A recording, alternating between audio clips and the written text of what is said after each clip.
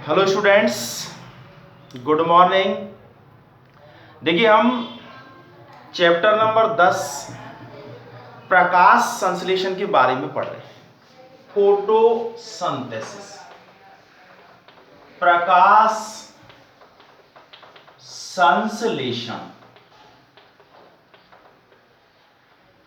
इस प्रकाश संश्लेषण में कल तक हमने प्रकाश संश्लेषी उपकरण हरित लवक की संरचना के बारे में पढ़ा। इसके अलावा प्रकाश संश्लेषण क्रिया में हरित लवक के अंदर विभिन्न प्रकार के जो प्रकाश संश्लेषी वर्णक पाए जाते हैं, जिसमें क्लोरोफिल वर्णक, कैरोटीनॉइड वर्णक एवं फाइकोबिलेंस वर्णक आदि के बारे में पढ़ा। आज हम पढ़ेंगे कि ये जो प्रकाश संश्लेषण की जो क्रिया है, इसमें प्रकाश का क्या महत्व है और कौन सा प्रकाश इस क्रिया के लिए उत्तरदायी है। अर्थात हम प्रकाश की प्रकृति के बारे में पढ़ेंगे। प्रकाश की प्रकृति। देखिए ये बात हम पहले भी बता चुके हैं कि प्रकाश संश्लेषण की जो क्रिया है, इस क्रिया में सूर्य के प्रकाश का उपयोग होता है। अर्थात सूर्य के प्रकाश की उपस्थिति में ही ये क्रिया होती है। अब देखिए सूर्य का जो प्रकाश होता है, उस प्रकाश के अंदर विभिन्न तरंग दैर्घ्य वाले प्रकाशों की विकिरण उपस्थित होती है और इस आधार पर सूर्य का जो प्रकाश है, इस प्रकाश को हम 3 कैटेगरियों में बांट सकते हैं। अर्थात इसको 3 प्रकारों में कहा जाता है। एक तो होता है पराबैंगनी प्रकाश। पराबैंगनी प्रकाश उस प्रकाश को कहते हैं जिसकी तरंग दैर्घ्य बैंगनी रंग की तरंग दैर्घ्य से कम होती है। जबकि दूसरा जो प्रकाश है, इसको दृश्य प्रकाश कहते हैं। अर्थात ये एक ऐसा प्रकाश है जिसकी तरंग दैर्घ्य का जो प्रसार है, ये 390 से और ये 760 नैनोमीटर तक का प्रकाश होता है। अर्थात ये इसकी एक प्रकार से रेंज होती है, तरंग दैर्घ्य परास होता है। ठीक है, तरंग दैर्घ्य प्रकाश के बीच का जो प्रकाश होता है उसको दृश्य प्रकाश कहते हैं, और तीसरा जो प्रकाश है उसको अवरक्त प्रकाश कहते हैं। अवरक्त प्रकाश। इस अवरक्त प्रकाश की जो तरंग दैर्घ्य है, ये लाल रंग की तरंग दैर्घ्य से अधिक होती है। अर्थात 760 नैनोमीटर से अधिक होती है। तो यहां ये जो पराबैंगनी प्रकाश है, उस पराबैंगनी प्रकाश का उपयोग पौधे प्रकाश संश्लेषण क्रिया में नहीं करते हैं। अर्थात इस पराबैंगनी प्रकाश का उपयोग जीवाणुओं के अंदर पाए जाने वाला जो जीवाणुवीय पर्णहरित होता है, उसके द्वारा किया जाता है, ना कि हरे पेड़ पौधों के द्वारा। और हरे पेड़ पौधे जिस प्रकाश का उपयोग करते हैं उसे दृश्य प्रकाश कहते हैं, और इस अवरक्त प्रकाश का भी उपयोग नहीं करते हैं। तो पादप जो प्रकाश संश्लेषण क्रिया में जो उपयोग करते हैं या जिस प्रकाश का प्रयोग करते हैं, वो कौन सा है? दृश्य प्रकाश। ये जो दृश्य प्रकाश है, ये ही प्रकाश प्रकाश संश्लेषण क्रिया के लिए उपयोगी होता है। दृश्य प्रकाश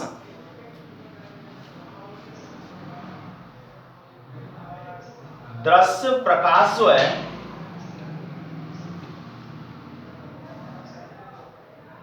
इस दृश्य प्रकाश को श्वेत प्रकाश श्वेत प्रकाश भी कहते हैं। श्वेत प्रकाश। तो दृश्य प्रकाश या कहें कि श्वेत प्रकाश, या इसको एक तरह से दृश्यमान प्रकाश भी कह सकते हैं। दृश्यमान प्रकाश, जो प्रकाश दिखाई देता है वो दृश्यमान प्रकाश होता है। तो इस प्रकाश का उपयोग करते हैं और इस प्रकाश की जो तरंगदैर्घ्य है वो 390 से 760 नैनोमीटर के करीब होती है, मध्य होती है। और ये जो दृश्य प्रकाश है, श्वेत प्रकाश, यानी ये 7 रंग की तरंगों से बना होता है। 7 रंग की तरंगे इसमें उपस्थित होती हैं। ये जो 7 रंग की तरंगे जो होती हैं, इन 7 रंग की तरंगों को अवशोषित करता है, अर्थात इसमें तरंगदैर्घ्य जो है वो एक प्रकार से 7 रंग की जो तरंगे होती हैं उसमें बैंगनी रंग से लेकर के और लाल रंग की जो तरंगे होती हैं उनके तरंगदैर्घ्य के मध्य की तरंगदैर्घ्य इसमें शामिल होती हैं। अब लाल में भी देखिए, इसमें ये जो प्रकाश संश्लेषण की क्रिया होती है उसमें लाल व नीले रंग की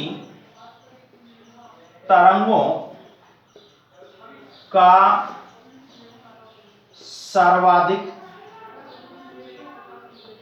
प्रयोग, या यूं कहें कि प्रकाश संश्लेषण की जो क्रिया होती है उसमें लाल और नीले रंग की जो तरंगे होती हैं उनके प्रकाश में प्रकाश संश्लेषण की दर सबसे ज्यादा होती है।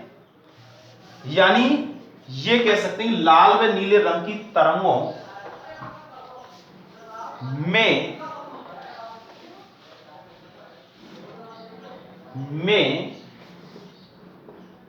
प्रकाश संश्लेषण की दर सर्वाधिक होती है।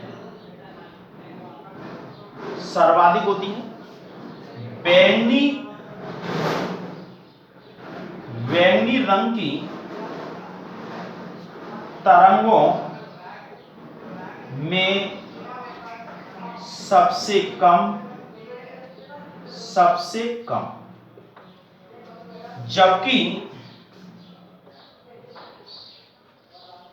हरे रंग की तरंगों हरे रंग की तरंगों में यह क्रिया नहीं होती है। और वो इसलिए नहीं होती है क्योंकि हरे रंग की जो तरंगे होती हैं उन तरंगों को अवशोषित नहीं किया जाता है बल्कि परावर्तित कर दिया जाता है। तो इसलिए इसको हरे रंग की तरंगों की उपस्थिति में प्रकाश संश्लेषण की क्रिया जो है वो बहुत ही कम होती है, नहीं होती है हरे रंग की में, बैंगनी रंग में सबसे कम, और नीले और लाल रंग की तरंगों में ये क्रिया जो है वो सर्वाधिक होती है। अब देखिए, इसमें ये जो प्रकाश की तरंगे होती हैं, इन प्रकाश की तरंगों में ऊर्जा की उपस्थिति होती है और ये ऊर्जा जो है वो फोटॉन के रूप में होती है, अर्थात फोटॉन कहते हैं क्योंकि प्रकाश की किरणों में जो ऊर्जा के कण होते हैं ये फोटॉन कहलाते हैं।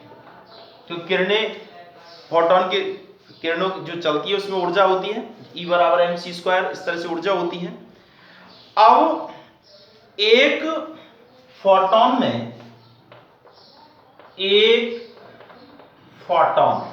ऊर्जा की जो तरंग होती है उसमें एक फोटॉन में उपस्थित जो निहित ऊर्जा है, एक फोटॉन में निहित ऊर्जा, निहित ऊर्जा को क्वांटम कहलाता है, क्वांटम कहलाती है। निहित ऊर्जा क्वांटम कहलाती है और प्रकाश फोटॉन की आवश्यकता होती है। तो कह सकते हैं कि एक, जैसे देखिए इसमें कार्बन डाइऑक्साइड के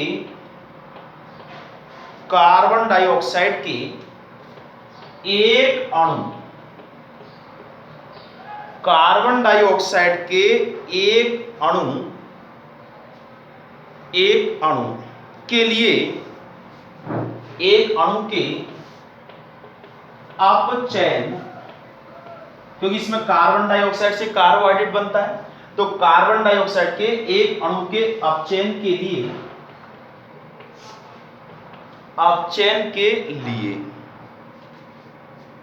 लगभग 8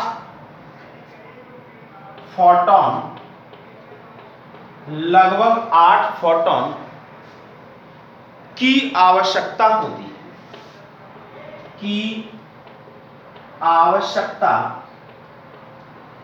होती है, देखिए प्रकाश ऊर्जा में फोटॉन होता है, तो इसमें लगभग 8 फोटॉन की आवश्यकता एक कार्बन डाइऑक्साइड के रूप में अपचयन के लिए होती है, जिसे प्रकाश संश्लेषण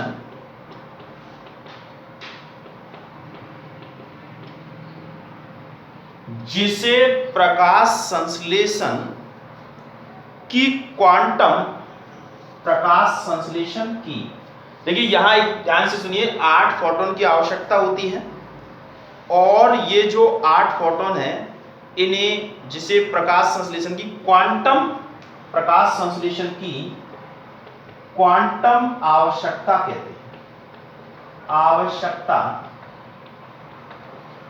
कहते हैं। देखिए आजकल इस तरह के प्रश्न पूछ लिए जाते हैं 1 नंबर के, क्वांटम आवश्यकता क्या है, तो कह सकते हैं कि क्वांटम आवश्यकता एक कार्बन डाइऑक्साइड अणु के अपचयन के लिए जितनी फोटॉन ऊर्जा की आवश्यकता होती है वो कहलाती है उसकी क्वांटम आवश्यकता। ठीक है, तो ये क्वांटम आवश्यकता। अब देखिए इसमें प्रत्येक क्वांटम से मुक्त होने वाली, यानी जब प्रकाश संश्लेषण की क्रिया होती है तो प्रकाश संश्लेषण क्रिया में क्वांटम एक प्रकार से ऑक्सीजन अणुओं का निर्माण होता है, तो वो एक फोटॉन से जितना उस ऑक्सीजन अणु का उत्पादन होता है वो उसकी कहलाती है, एक प्रकार से क्वांटम उत्पादकता कहलाती है। ठीक है, अब हम बात करेंगे प्रकाश संश्लेषण की जो क्रिया होती है वो कितने चरणों में होती है।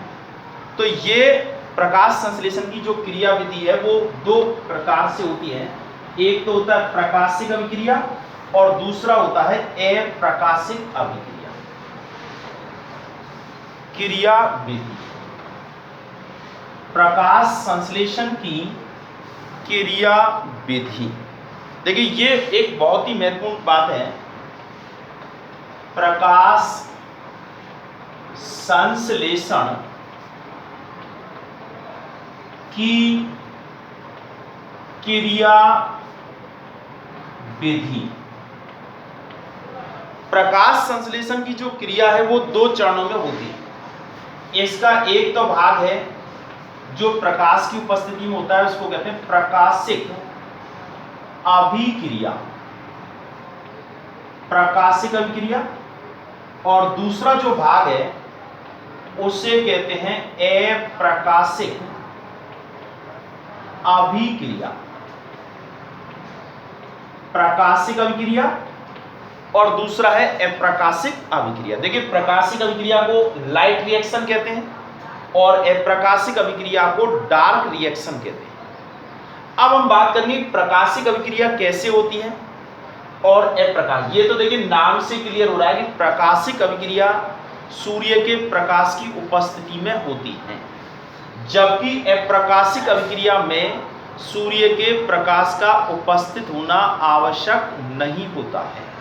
इसे हम यूं नहीं कहेंगे कि यह क्रिया प्रकाश की अनुपस्थिति में होगी, क्योंकि अनुपस्थिति में कहने का अर्थ ये हुआ कि जब तो एक प्रकार से पाबंदी सी लग जाएगी कि जब नहीं होगा तभी ये क्रिया होगी, ऐसा नहीं। यूं कह सकते हैं ये क्रिया प्रकाश की अनुपस्थिति, यानी ये इसमें प्रकाश की आवश्यकता नहीं। अब देखिए ये जो प्रकाशिक अभिक्रिया है, ये प्रकाशिक अभिक्रिया कहां होती? देखिए डार्क रिएक्शन, ये लाइट रिएक्शन है, तो ये प्रकाशिक अभिक्रिया यह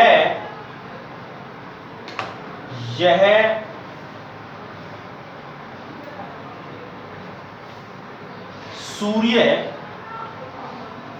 के प्रकाश की उपस्थिति में होती है।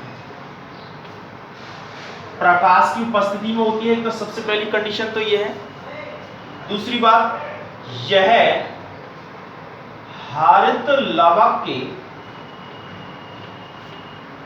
गिरेनम ऑब्लिक गिरेना कह सकते हैं बहुवचन में, यह हरित लवक के गिरेनम यानी गिरेना भाग में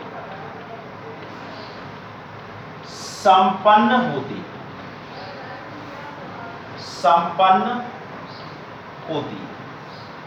अब इस क्रिया में होता क्या है? देखिए इस प्रकाशिक अभिक्रिया में क्या क्या प्रक्रिया होती है। तो दो बातें आपको याद, सूर्य के प्रकाश की उपस्थिति में होती है और हरित लवक के गिरेनम वाले भाग में होती है। इस क्रिया में क्या क्या होता है? तो इस प्रकाशिक अभिक्रिया में सबसे पहला कार्य होता है पर्णहरित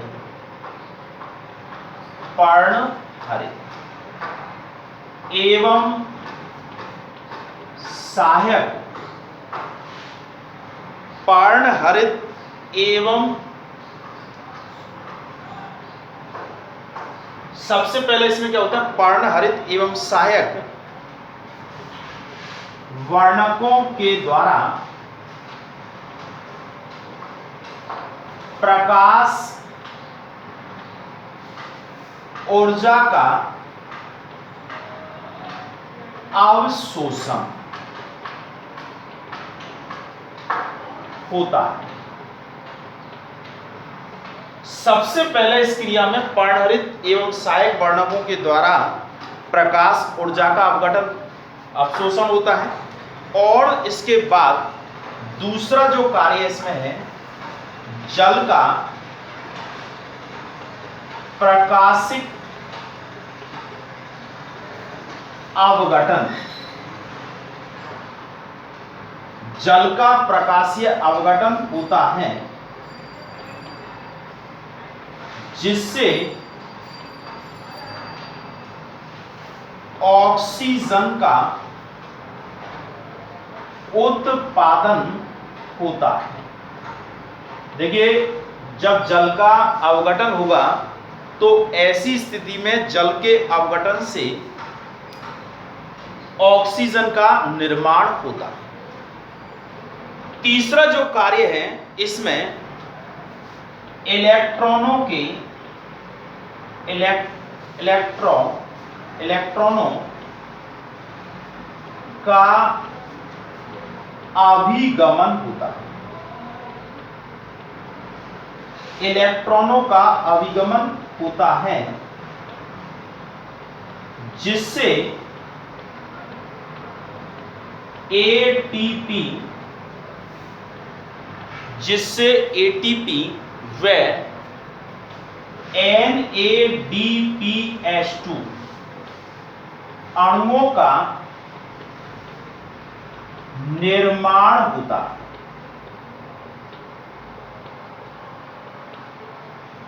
देखिए ये ATP और NADPH2 ये एक प्रकार से ऊर्जा को संचित करने वाले अणु होते हैं, और ये एक प्रकार से अपचायक शक्ति के रूप में तैयार होते हैं और इनका उपयोग जो है वो कार्बन डाइऑक्साइड के एक प्रकार से अपचयन के लिए किया जाता है।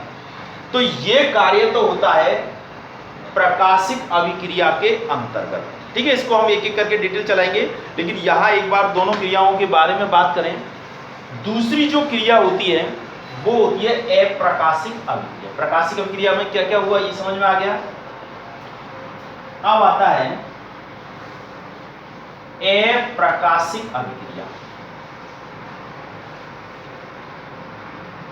डार्क रिएक्शन कहते हैं इसे।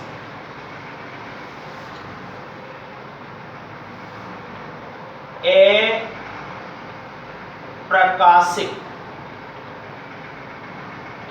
अभिक्रिया।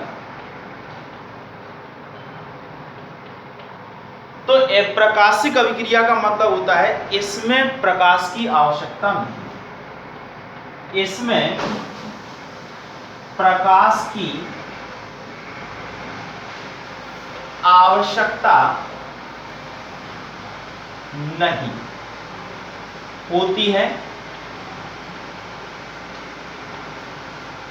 यह क्रिया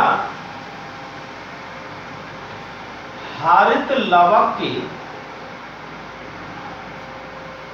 स्ट्रोमा भाग में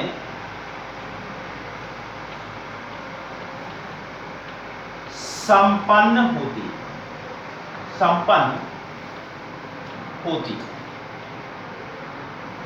स्ट्रोमा वाले भाग में। और तीसरा है इस क्रिया में कार्बन डाइऑक्साइड CO2 का अपचयन होता है, जिससे कार्बनिक भोज्य पदार्थों, अब कार्बनिक भोज्य पदार्थों के रूप में ग्लूकोज होता है, तो इस क्रिया में CO2 का अपचयन होता है, जिससे कार्बनिक भोज्य पदार्थों का निर्माण होता है। अब देखिए ये जो अपचयन का जो कार्य है, ये कार्य विभिन्न प्रकार के प्रक्रमों के द्वारा होता है, जिसके बारे में विभिन्न वैज्ञानिकों ने अपने अपने प्रयोग किए हैं। तो इसमें केल्विन नाम के वैज्ञानिक ने अपना प्रयोग किया, तो उन्होंने केल्विन चक्र के द्वारा क्रिया विधियों के होने के बारे में बताया है।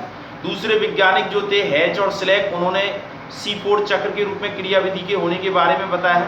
अर्थात ये विभिन्न प्रकार के चक्रों के द्वारा क्रियाएं होती हैं और इन क्रियाओं से एक प्रकार से कहें भोज्य पदार्थों का निर्माण। ठीक है, तो आज हमने इन दोनों क्रिया विधियों के बारे में शुरुआती तौर पर पढ़ा है।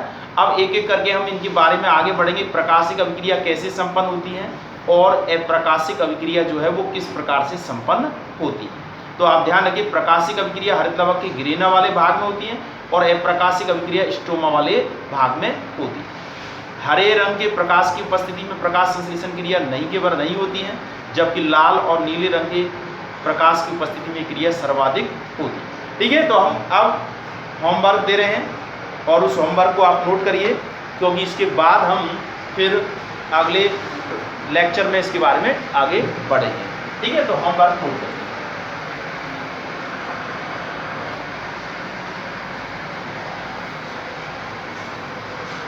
होमवर्क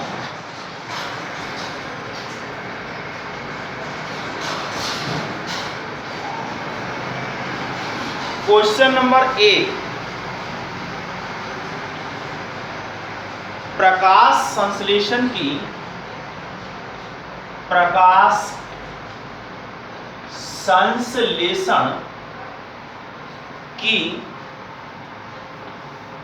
अप्रकाशिक अभिक्रिया। प्रकाश संश्लेषण की अप्रकाशिक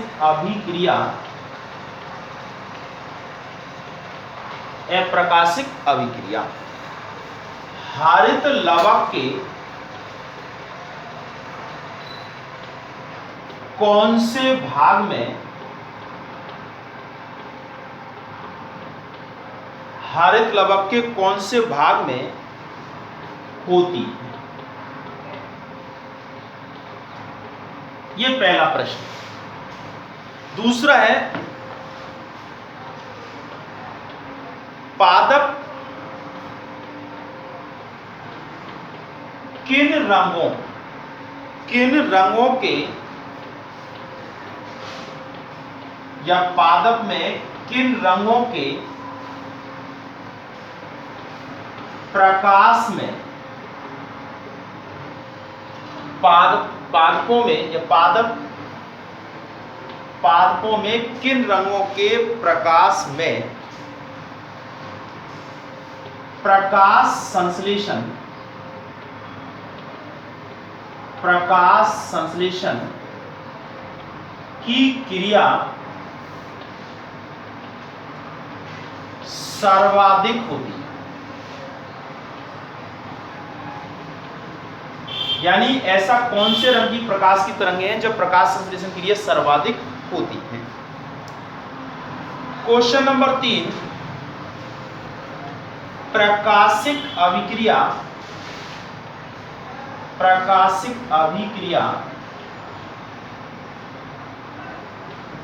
में होने वाले दो प्रक्रमों को लिखिए। दो प्रक्रमों को लिखिए, यानी दो ऐसी क्रियाएं जो इसमें घटना घटित होती है उनके बारे में लिखना कि इस प्रकाशिक अभिक्रिया में कौन सी घटना घटित होती है। अगला है पादप प्रकाश संश्लेषण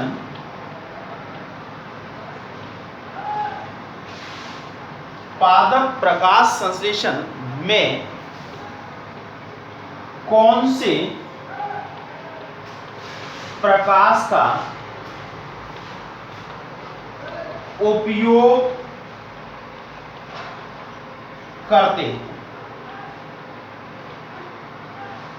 ठीक है, इस तरह से ये 4 प्रश्न हैं और इन चारों प्रश्नों के जवाब देने के लिए प्रकाश संश्लेषण की जो प्रकाशिक अभिक्रिया है वो हरित लवक के कौन से भाग में होती है। दूसरा है पादपों में जो प्रकाश की तरंगें होती हैं उसके अंदर विभिन्न रंग के प्रकाश की किरणें होती हैं, तो उसमें ऐसा कौन सा प्रकाश की तरंगें हैं जिनकी उपस्थिति में ये क्रिया सर्वाधिक होती है। तीसरा प्रश्न है प्रकाशिक अभिक्रिया में होने वाला यानी कई प्रकार की घटनाएं घटित होती हैं, तो उन घटनाओं के में से 2 घटनाओं के बारे में लिखना है कि इसमें कौन कौन सी क्रियाएं जो है वो संपन्न होती है। पादप प्रकाश संश्लेषण में कौन सा प्रकाश का उपयोग करते हैं? देखिए प्रकाश की कई कैटेगरी है, आप जानते हैं प्रकाश में तरंगदैर्ध्य के मान के अलग अलग होने की वजह से ये प्रकाश जो है कैटेगरियों में बांटा गया है, लेकिन उसका जो पेड़ पौधे जिस प्रकाश का उपयोग करते हैं वो प्रकाश कौन सा है। ठीक है, तो इस तरह से ये आपका होमवर्क है और आप सभी लोग होमवर्क करिए।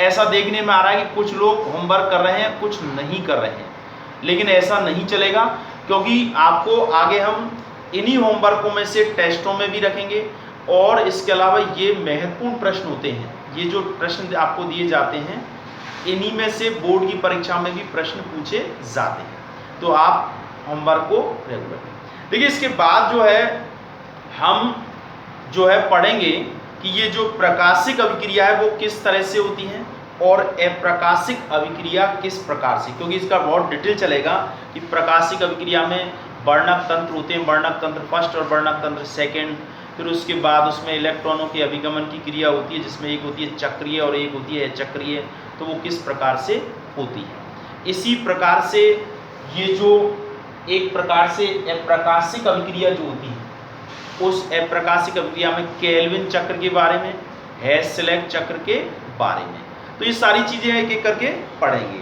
ठीक है, तो होमवर्क आपको हमने दे दिया है और इस होमवर्क को साफ साफ करिए और संभवतः कोशिश करिए कि एक ही पन्ने पर इसको करिए और उस पन्ने पर अपना नाम भी लिखिए और इसके अलावा आप प्रश्नों के क्रम से ही उनको करें।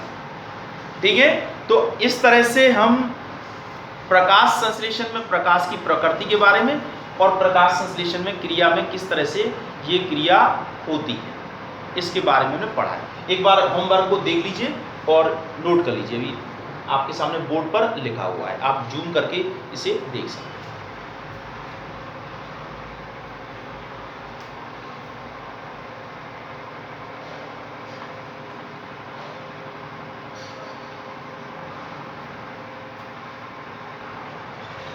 ठीक है, तो आपने नोट कर लिया होगा।